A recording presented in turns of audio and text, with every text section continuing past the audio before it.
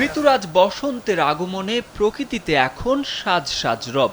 গাছে গাছে চলছে রঙিন ফুলের প্রতিযোগিতা। তবে এরই মধ্যে দেখা মিলেছে বৃষ্টির। মঙ্গলবারও দেশের বিভিন্ন অঞ্চলে বৃষ্টি হয়।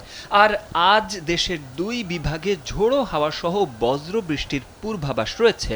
বুধবার দেশের নদী বন্দরগুলোর জন্য দেওয়া আবহাওয়ার পূর্বাভাসে এ তথ্য জানানো হয়েছে।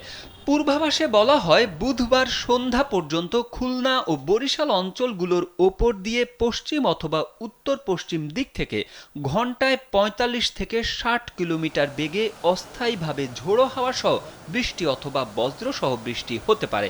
এসব এলাকার নদী বন্দরগুলোকে ১ নম্বর সতর্ক সংকেত দেখাতে বলা হয়েছে। এদিকে আগামী ৩ দিন ঢাকা সহ দেশের বিভিন্ন অঞ্চলে বৃষ্টি অথবা বজ্রসহ বৃষ্টি হতে পারে বলে জানিয়েছে আবহাওয়া অধিদপ্তর। বুধবার সকাল ৯টা থেকে পরবর্তী ৭২ ঘন্টার আবহাওয়ার পূর্বাভাসে এ তথ্য জানানো হয়েছে।